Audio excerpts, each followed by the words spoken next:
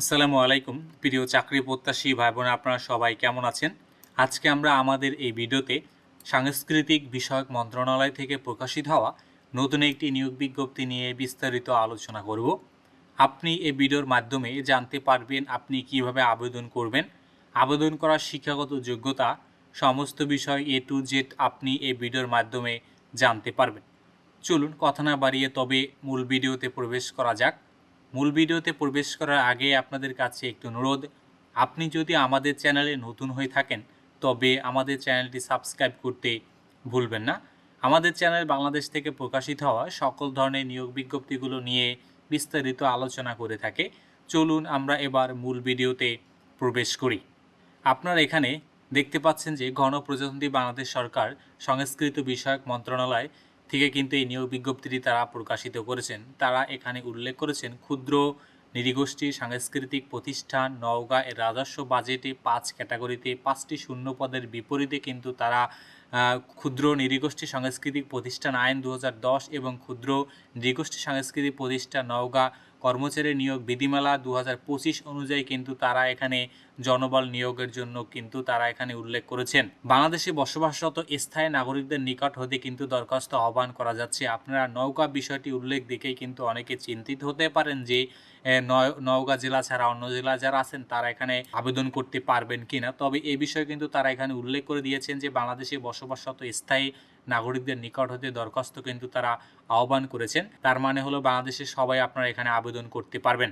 এখানে প্রথম পদ কিন্তু তারা উল্লেখ করেছেন সহকারী পরিচালক। উক্ত পদে তারা এখানে মূলত একজন লোক নেবেন। গ্রেড 9-এর কিন্তু একটি নিয়োগ বিজ্ঞপ্তি। 22,000 টাকা থেকে 53,000 টাকা আপনাদের বেতন স্কেল নির্ধারণ করা হয়েছে। 18 থেকে 32 বছরের ভিতরে হলেই কিন্তু আপনি এখানে আবেদন করতে পারবেন।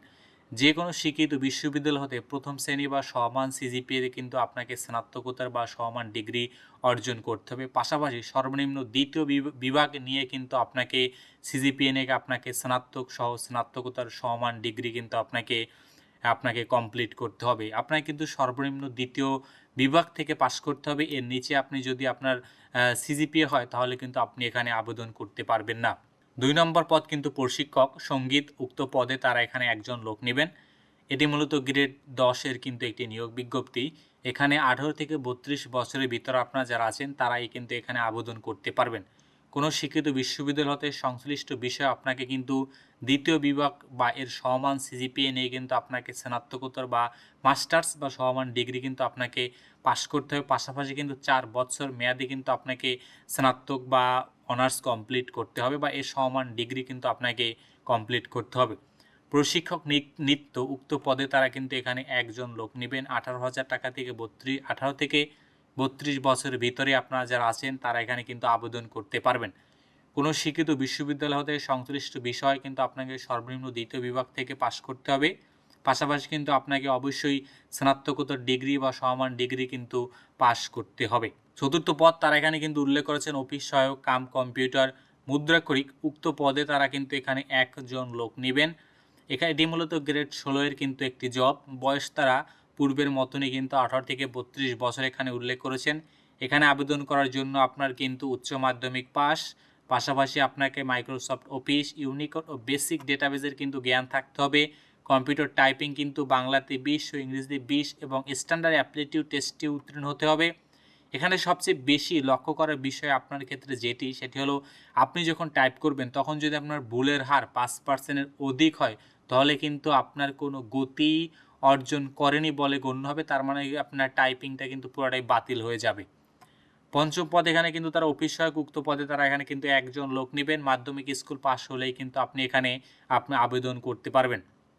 এখানে কিন্তু আপনাদেরকে ম্যানুয়ালভাবে আবেদন করতে হবে, মানে ফর্মের মাধ্যমে কিন্তু আপনাকে আবেদন করতে হবে। তারা এখানে কিন্তু উল্লেখ করেছেন যে আবেদন ফর্ম ও প্রবেশপত্রের নমুনার কপি জেলা প্রশাসক নওগাঁর ওয়েবসাইটে কিন্তু আপনি পাবেন। তাদের ওয়েবসাইটে যদি যান বা এর পাশাপাশি যদি সংস্কৃতি বিষয় মন্ত্রণালয়ের ওয়েবসাইটে গেলেও কিন্তু আপনি এই ফর্মটি পাবেন এবং এখান থেকে কিন্তু আপনি ফর্মটি ইজিলি ডাউনলোড করতে পারবেন। এবং ফর্মের সাথে কি আপনার সংযোগ থাকতে উক্ত বিষয় কিন্তু তারা এখানে বলেছেন। আবেদনপত্রের সাথে নিম্নোক্ত আপনার যে কাগজপত্র দিয়ে প্রথম শ্রেণী গেজেটেড কর্মকর্তা কর্তৃক কিন্তু আপনাকে সত্যায়িত করতে হবে এবং সত্যায়িত কর্মকর্তার নাম যুক্ত সিলমোহর কিন্তু আপনার কিন্তু থাকতে হবে। এবং সাথে আপনার সদ্য তোলা পাসপোর্ট সাইজের ছবি, কিন্তু 3 কপি ছবি এবং 1 কপি প্রবেশপত্রের সাথে আঠা দিয়ে লাগাতে হবে এবং বাকি 2 কপি ছবি অফিসের ব্যবহারের জন্য কিন্তু আবেদন ফর্মের সাথে ক্লিপ বা স্টেপলার পিন দিয়ে কিন্তু আপনাকে সংযুক্ত করে দিতে হবে। আপনার আবেদন ফর্ম এবং সিভি দুইটাই কিন্তু একসাথেই কিন্তু আপনাকে পাঠাতে হবে তাদের নির্দিষ্ট দেয়া যে অ্যাড্রেস রয়েছে। এখানে তারা আরও উল্লেখ করেছেন যে প্রদত্ত শিক্ষাগত যোগ্যতা, মূল সনদ ও প্রশিক্ষণ সংক্রান্ত সনদপত্রেও কিন্তু আপনাকে সত্যায়িত কপি দিতে হবে এবং পাশাপাশি আপনার ইউনিয়ন পরিষদ চেয়ারম্যান বা মেয়র কর্তৃক যে একটি নাগরিকত্বের সনদপত্র দেওয়া হয় এটিও কিন্তু আপনাকে অবশ্যই দিতে হবে এবং প্রথম শ্রেণী গেজেটের কর্মকর্তা কর্তৃক প্রদত্ত চারিত্রিক সনদপত্র কিন্তু আপনাকে মূল কপি দিতে হবে। জাতীয় জন্মনিবন্ধন সনদ এবং অভিজ্ঞতা সনদ যদি থাকে এগুলো কিন্তু আপনাকে অ্যাটাচমেন্ট করতে হবে আপনার যে আবেদন ফর্মের সাথে এবং আবেদন ফর্মের সাথে আপনার 1 থেকে 3 নং পদের ক্ষেত্রে কিন্তু 200 টাকা ও 4 নং পদের ক্ষেত্রে কিন্তু আপনাকে 100 টাকা কিন্তু ব্যাংক ড্রাফট এবং 5 নং পদের জন্য মাত্র 50 টাকা ব্যাংক ড্রাফটের মাধ্যমে কিন্তু আপনাকে জমা দিতে হবে। আপনি কিন্তু ব্যাংক ড্রাফট করতে হবে যে সোনালী ব্যাংক পিএলসি পত্নীতলা শাখা নওগাঁ উক্ত শাখার বিপরীতে কিন্তু জনতা ব্যাংকের উক্ত শাখার বা সোনালী ব্যাংকের উক্ত শাখার বিপরীতে কিন্তু আপনাকে এই পে অর্ডারটি কিন্তু জমা দিতে হবে। পে অর্ডার নাম্বার কিন্তু তারা এখানে উল্লেখ করে দিয়েছেন, এর বিপরীতে কিন্তু আপনাকে জমা দিতে হবে এবং আপনি কিন্তু তাদের ওয়েবসাইট থেকে কিন্তু এটি পাবেন ফর্মটি। এখানে আপনারা যারা আবেদন করতে ইচ্ছুক আপনারা কিন্তু তাদের যে নির্দিষ্ট ডেট রয়েছে উক্ত ডেটের ভিতরেই কিন্তু আপনাকে এখানে জমা দিতে হবে। এরপর কিন্তু আপনি যদি জমা দেন তাহলে এটি কিন্তু বাতিল হবে।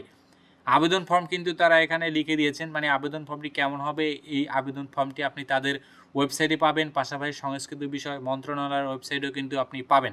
আপনি ডাউনলোড দিয়ে কিন্তু আপনি ইজিলি ফর্মটি আবেদন করবেন এবং সাথে কিন্তু আপনাকে একটা প্রবেশপত্রের ফর্মও কিন্তু দিতে হবে।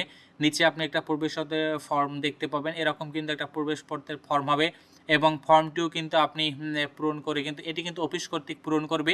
এই পাশেরটুকু আপনাকে নিজে কিন্তু পূরণ করতে হবে এবং পূরণ করে কিন্তু আপনি তাদের যে অ্যাড্রেস রয়েছে অ্যাড্রেস বরাবর কিন্তু আপনাকে পাঠাতে হবে। তো ধন্যবাদ আপনাদেরকে এতক্ষণ আমাদের সাথে থাকার জন্য। আর আপনি এখনও যদি এতক্ষণে আমাদের চ্যানেলটি সাবস্ক্রাইব করে না থাকেন তবে আমাদের চ্যানেলটি সাবস্ক্রাইব করতে ভুলবেন না।